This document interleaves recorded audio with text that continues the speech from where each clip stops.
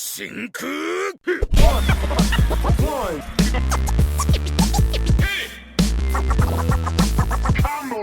Hey, what's going on, guys? System Psycho back with Dawn 3 for another installment of Movies We Love. And as you can see, with Dawn 3's t-shirt, we're doing Teenage Mutant Ninja Turtles, and we're doing the first movie, the 1990 version. Turtle fucking power. Exactly. Turtle power. Now, we went back and watched this movie, and it's been 25 years since this movie came out. And to be honest with you, we discussed this, and we believe this shit held very well. Like, you could still watch this shit and be like, damn, this movie is fucking awesome, dude. Man. So, before we get into the scenes we love, I just want to mention that this movie was actually, when it came out, it was one of the very first, like, independent movies to, like, break records. So they basically went with New Line Cinema. Right. New Line Cinema was kind of new, kind of independent, so like, fuck it, we'll do it. They gave the guys all these resources, and it was like a $13 million budget. That shit made, like, worldwide $200 million. That shit made bank, dog. Yeah, I think that the way they did the movie and the way it translated over to, you know, because we, you know, like, I grew up, me and my brother, we grew up, we watched, we had all the action figures, we had we had the curtains, we had pillowcases, we had the sheets, we had the blankets, we had the everything. I mean, we just total crazy. So for us to watch the cartoon and for it to get translated to the big screen, wonderful. That shit was awesome because, like, a lot of the movie companies didn't want to fuck with it because they figured like action figure shit or like cartoons, like movies based off of that shit flop, like Howard the Duck. Oh my god. Masters of the Universe. So they didn't want to fuck with it. But then, you know, as we said, the way this movie was made was really well done, dude. Yeah. Like, from the costume design, they even the got tone they of got the movie. they got the characters. I mean, even having Raphael having that strong New York accent, and Donatello, his character. He was the nerdy guy, but he really wasn't portrayed nerdy in that joint. Kind of. Well, when I guess, you know, the scene where Raphael was fighting on top of the roof. Yeah. And then he was like, structurally speaking, and the whole joint falls down. They try to incorporate a little bit of but you know, Leonardo does have the leadership. Yeah. And then Michelangelo's still a little kid. And this is back when, and they don't even say cowabunga no more. That's true. On the cartoon. Yeah. And that was like, you know, that was a term that the skaters used back in the 80s. It was like they used, like, what, surfer speak back in the day? Yeah, it was like cowabunga, dude. They used to talk like that and shit. But you know, this movie actually had like a mixture of the old school comics and the cartoon mixed together. Right. So, like, you know, the you know how it's different from Splinter becoming a rat. In the cartoon, he was a human and then he became a rat. But in this giant, he was a little rat that became like a big. I mean, that was the only thing that. But that's what I'm saying. Yeah, I didn't like that part. But that's what I'm saying. That was based off the comic. Right. So the only thing that they changed, the only thing they mixed was just the colors of the headband. I think but they had that because they did it on the cartoon. Yeah, exactly. So they mixed the cartoon and all the headbands from originally supposed to be red. Yeah, exactly. Yeah. But so you can't. How the fuck you tell? You can't but tell that's difference. What I'm saying. It was a mixture of both, so they kind of did stay true to the comics and the cartoon. That's why I think. Yeah, I mean, I even like the. You could tell it was an animatronic or whatever, puppets or whatever like that, but you didn't think about that. I don't know, when this movie came out, dude, I was. What are some of your favorite scenes? Like, what's the first scene that comes to mind that you just? When Shredder got hit off the side of the dude. He's like, and then Casey Jones murdered the Shredder, and then he tried to murder him. He's like, oops, and hit the button, and the Jones got crushed like this. You just see his helmet, like half the helmet. But you know, I thought that when they added Tatsu to the movie, oh yeah, I was like, dude, like, who's this dude? But it was like, you kind of need to be there. He doesn't even talk, dude. A little Primatine might work on that. He said, bah! Hit that mouth, you go back.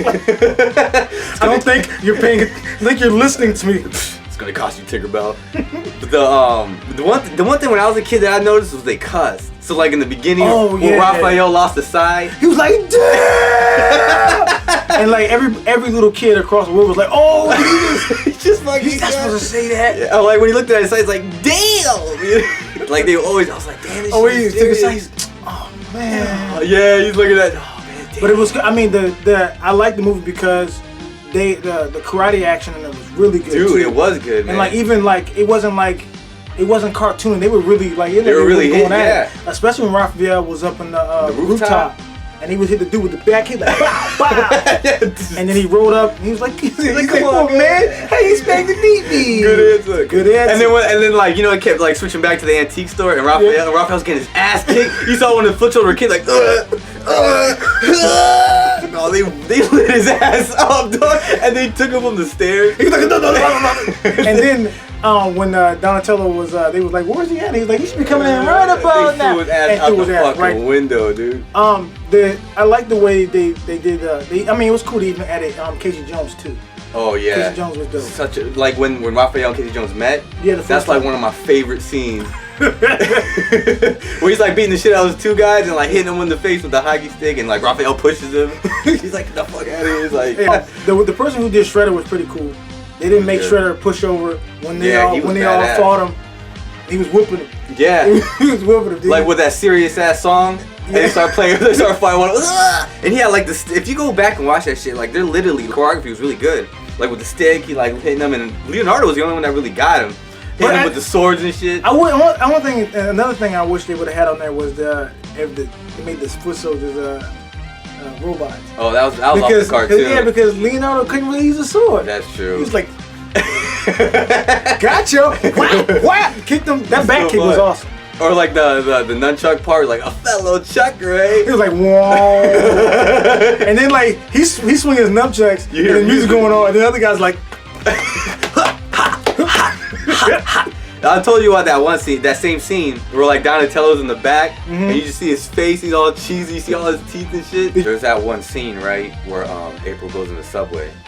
And those foot soldiers are like, oh, that was fucked up. We have a message for you, Miss Sonnet. And she looks in the palm, he smacks the shit out of her. But that part where Raphael grabs the side, you see the camera like, the camera's all moving and shit. He beat the shit off those dudes. I thought that the movie was done well though.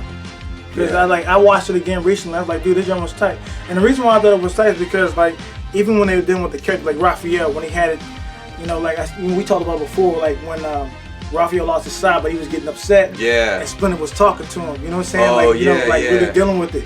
Because he had an attitude problem. He did have an attitude. You know what I'm saying? How he like basically fighting his demon himself. Yeah, when I was little, when Splinter was God and had the campfire, and they all together, and they were talking to Splinter. Yeah. It just made me tear up when I was a little kid. Oh, for real? Yeah, because I was like, you give that speech? I know they would cry too. They'd hold hands and shit and cry. You better fight Splinter, man. You better fucking fight him, man. I thought they did a good job with Splinter. That shit, dog. He look authentic. He like a big rat. He like a real big ass rat. He was like a straight wisdom rat. He had the goatee. Sometimes he look all wet. He look all tired and shit. You know that piece of delivery guy? Yeah. That basically apart from that found the route, and Michelangelo puts the food. Yeah. You know that guy is actually the guy that's in the suit of Michelangelo. For real? Yeah, he's the guy that's in the suit. Fun fact. And another fun fact. When Raphael is running after Casey Jones, I'm not finished with you! And like he gets hit by that taxi cab. Oh yeah. The guy in the back seat, that's Raphael's voice and the guy that played Raphael in the suit. He's like, who's that? Who's that? He was like, look like Johnny Toyle. He said, you wanna look water? Yeah, but that's Raphael. Alright. Here's the way I feel, man. A lot of people, they don't like this movie because it has to deal with giant turtles that fight. But at the end of the day, that's what it is. It's Ninja Turtles, man. It's like a movie about turtles that fight. That touch fucking mutagenic ooze and turn into human turtles. Like the premise is stupid. Like obviously, it's not like the best, whatever. But I mean, the movie, if you watch it, it's really well made. Cause like I feel they have a lot of character development. Like. With following Raphael, like every turtle has their own personality. Splinter being the father of the group, and the turtles realizing that without Splinter, it'd be hard for them to live. Them meeting April, and he was teaching them how to work together as a team instead of trying to everybody being not really Donatello, Raphael. I mean Donatello, Michelangelo, and Leonardo was more Raphael. Yeah. And them fighting together as a group. I mean they did fight together as a group with Shredder.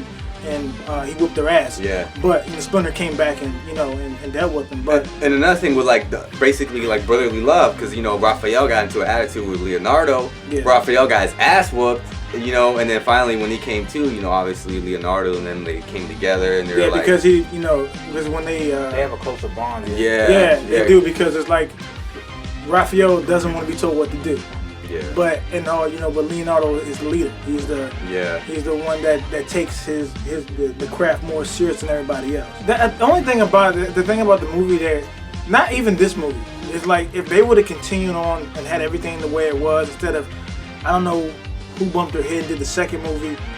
It could have been a good franchise. Yeah. It was like, so the reason why they kind of went a little bit more campy in the second one is because a lot of parents was complaining. But he didn't even cut only thing he cut Shredder's arm with the sword. Yeah. So if you notice in the second one, they usually don't use he weapons. Just keeps it. That's why Michelangelo uses hot dogs, and like Donatello uses like that little whip thing. And yeah, that is dumb. So I mean, as a kid, I liked the second one, but I mean, obviously, when I'm older now, I look back, I like the first one. Fuck times better. Dude. Yeah. So what's the rating for this joint, man? Like me personally, man, this is my favorite. I already know what you're gonna say. This is my favorite one. We do it. Okay, we do it by the stars. Okay, so one hit combo, man. It's like a perfect. One hit perfect. It's a perfect joint. I'm gonna tell you why. Because the movie means a lot to me. Yeah. It means a lot to me personally because like I grew up. I love ninja shows, and I think this is one of the first joints that I've seen that took from the comics and made it to real life, and it was entertaining and it was good. I loved it all the way. I watched this movie all last week and the week before that. Nothing. I love the movie. I love it. 5 stars. It's movies we love anyway, so it doesn't matter. Exactly. It's the same thing with me, man. This movie meant a lot to me because I actually owned the VHS when I was a kid. Yeah. So it's one of the movies I watched a shit ton of times. And a lot of people feel that, when you grow up with something, you kind of bias. Oh, nostalgia's clouding your mind. But that, No. I watched it recently. So like when I was a kid, I used to love number 2 better. And looking back. You like to feel like. Yeah. You like to feel like drunk. And you know what? Even though as a kid, as much as I like the second one better as a kid, I look back, the first one is by far way without better. a doubt. Tonka and Razor, they should have got killed. Yeah, like, when people go back, like those old movies, the second one and the third one are pretty bad. The first one's real good, man. That's why I still give that shit a perfect rating. Yeah, hell I can watch that shit anytime, anywhere. Man, I fucking love Turtles. It's one of the best movies, man. It has action, comedy, it has a dark tone to it. And it stayed true. Yep. I mean, aside from little small things, but it wasn't that bad. So Bebop and Rocksteady is not on it, but that's because in the comic books, they're not in the comic books. Right. They're a creation of the cartoon. I wish they would have put Bebop and Rocksteady. That would have been cool. Yeah. I would like to see how they would have done that, right. But I don't know. Alright guys, so that's it. That's our video of Ninja Turtles movies we love. Turtle Power. So, Turtle Power. Once again, like, share, subscribe. Like, share, subscribe. Exactly. And if you guys have any other comments, leave them down below. We'd love to read your feedback. And again, follow us on Facebook. Follow us on Instagram. Catch you later. Peace.